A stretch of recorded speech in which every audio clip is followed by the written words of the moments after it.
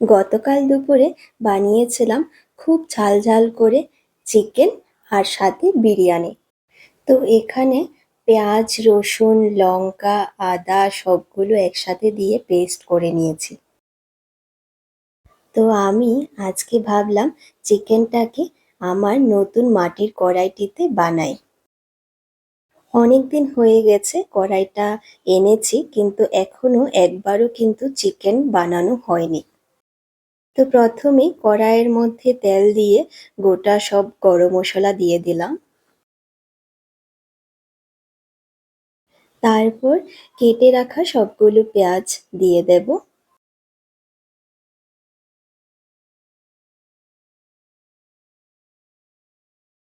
পেঁয়াজগুলোকে একটু ভালো করে লাল লাল করে ভেজে নিয়ে আমি মাংসটা উঠিয়ে দেব। তারপর এক এক করে পেস্ট করে রাখা মশলা, তার সাথে হলুদ গুঁড়ো, জিরে গুঁড়ো, ধনিয়া গুঁড়ো, সাথে একটু লঙ্কা গুঁড়ো দিয়ে ভালোভাবে মিশিয়ে নেব। ঢাকা দিয়ে আমি মাংসটাকে সেদ্ধ হতে দেব। এর কিছুক্ষণ পর আমি ঢাকাটা উঠিয়ে কেটে রাখা আলুগুলো দিয়ে দেব।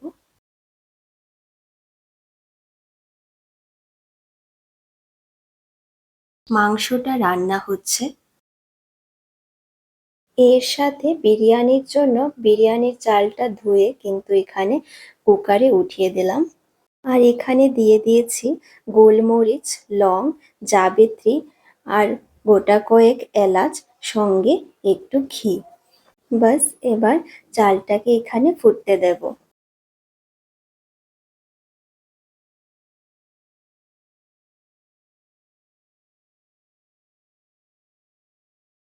অনেকটা চাল আমি এখানে ফুটিয়ে নিয়েছি।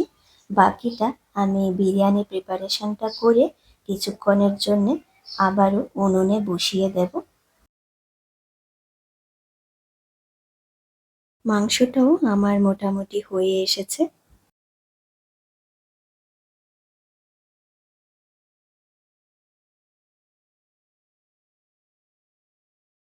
তো বিরিয়ানির জন্য আমি এখানে বিরিয়ানি মশলা ইউজ করেছি। তারপর দিলাম এখানে অনেকটা টক দই, কয়েকটা কাঁচা লঙ্কাও আমি এখানে অ্যাড করেছি একটু ঝালের জন্য। তাতে অ্যাড করব এখানে ঘি, বিরিয়ানি এসেন্স, কসুরি মেথি। আর মাংসের ঝোল থেকে মাংস আলু সহ কিছুটা ঝোল দিয়ে আমি এটাকে একটু মিক্স করে উনুনে কিছুক্ষণের জন্য বসিয়ে দেব।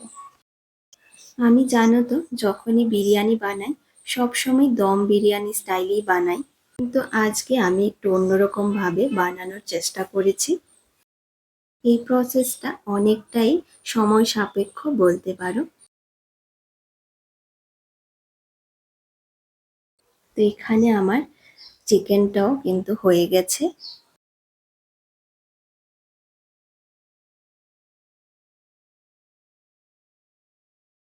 আর এখানে আমার গরম গরম বিরিয়ানিটাও রেডি হয়ে গেছে।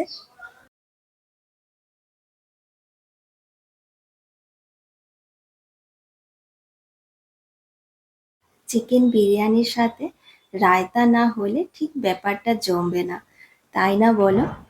তাই এখানে বানিয়ে নিয়েছি বুন্দির রায়তা, আর রয়েছে সালাদ।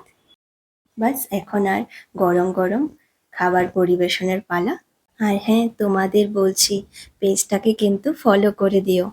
দেখা হচ্ছে খুব শিগগিরই পরের ব্লগে। সবাই ভালো থেকো।